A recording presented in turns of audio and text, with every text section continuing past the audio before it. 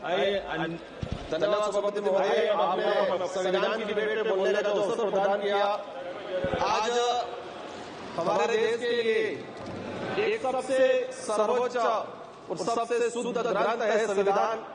आज इस सदन में मैं पहुंचा हूं, कहीं न कहीं संविधान की मेहरबानी है और मेरे निर्वाचन क्षेत्र की जनता की मेहरबानी है।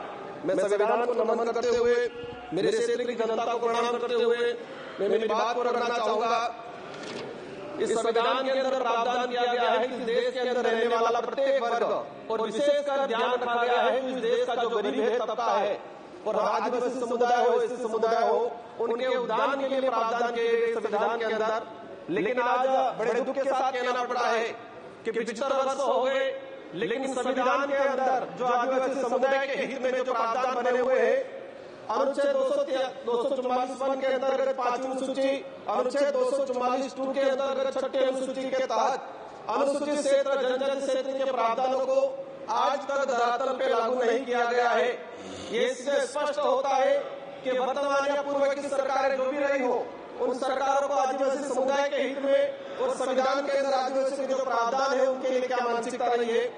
माननीय सभापति महोदय, हम लोग जब 5वीं अनुसूची और 6ठी अनुसूची के तहत हमारे विशेषाधिकार की बात करते हैं तो कई राष्ट्रीय पार्टियों के कई नेता 5वीं बात के नाम से गुमराह करते हैं आम जनता को। बड़े दुख की बात है कि 5वीं अनुसूची और 6ठी अनुसूची क्षेत्र में रहने वाली आम जनता को आज तक इनके अधिकारों के बारे में नहीं बताया गया, नहीं पता चला उनको। माननीय सभापति महोदय, आज रिजर्वेशन का निजीकरण किया जा रहा है, ये भी संविधान में कुठाराघात है। जातिगत जनगणना की लंबे समय से मांग चल रही है, जातिगत जनगणना नहीं हो रही है, ये भी संविधान में कहीं कुठाराघात है। मणिपुर की जो घटनाएं हुई है उससे भी ये सिद्ध होता है कि संविधान में कहीं कुठाराघात है। माननीय सभापति महोदय, इस अवसर पर मैं भीमराव अम्बेडकर जी, बाबा साहब जयपाल सिंह मुंडा, नेहरू जी, ऐसे कई महापुरुषों को याद करना चाहूंगा जिन्होंने इस देश को शानदार संविधान दिया है। और इसी अवसर पे आज ही के दिन जो शहीद हुए सैनिक है, इनको भी नमन करना चाहूंगा। संविधान के प्रावधान के तहत पैसा एक्ट आया इस देश के अंदर, 1996 में पैसा एक्ट आया, आज 28 साल हो गए, लेकिन आज भी कई राज्यों में पैसा एक्ट के कानून नहीं बने हुए हैं। माननीय सभापति महोदय, पैसा एक्ट में प्रावधान है कि शेड्यूल एरिया के अंदर जो भी जमीन है, कोई भी उद्योगपति या कोई भी गवर्नमेंट लेती है तो उसको पैसा एक्ट की ग्राम सभा के तहत अनुमति लेना अनिवार्य है। लेकिन आदिवासी क्षेत्र के अंदर देखा गया है कि राष्ट्र हित के नाम से भूमि का अधिग्रहण की जाती है, पैसा एक्ट को नजरअंदाज किया जाता है। हमने कई जगह देखा खनन के नाम पे पैसा एक्ट के तहत ग्राम सभा का बिना परमिशन के और लिया गया।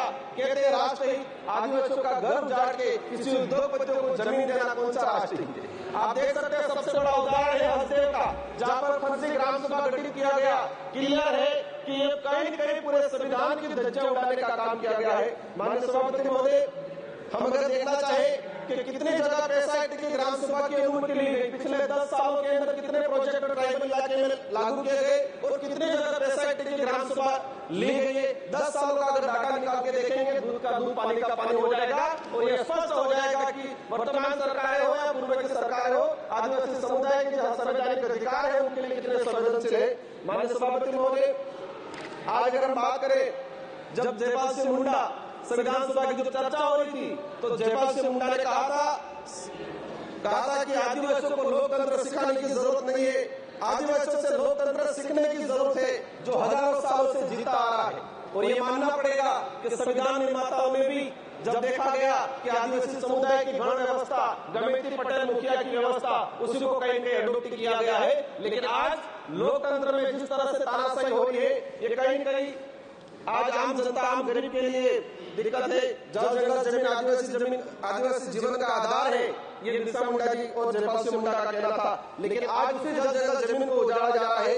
माननीय सभापति महोदय, आदिवासी समुदाय को अपना अलग एक पहचान, पूर्वजों के त्याग बलिदान आधार पर आरक्षण का अधिकार मिला है। और देश की आजादी में अगर देखा जाए सबसे अधिक अगर त्याग बलिदान दिया गया है तो आदिवासियों का त्याग बलिदान दिया गया है। लेकिन आज इसको नजरअंदाज किया जाता है। हाल राजस्थान की सरकार ने SC/ST की जमीन को गैर आदिवासियों के खरीद पर अनुमति देकर ST/ST के संवैधानिक अधिकारों पे कहीं न कहीं कुठाराघात किया है। माननीय सभापति महोदय, अनुच्छेद 243 ZC के प्रावधानों की धज्जियां उड़ाई जा रही है। आदिवासियों के संवैधानिक अधिकारों को लेकर सुप्रीम कोर्ट के कई जजमेंट आए। Samata judgement 1997, Vedanta judgement 2013, Ramareddy versus state Andhra Pradesh 1998, Kailash बनाम महाराष्ट्र सरकार 11 जनवरी 2005। लेकिन आज तक इन सुप्रीम कोर्ट हाई कोर्ट के जो जजमेंट है वो आज तक लागू नहीं किए गए।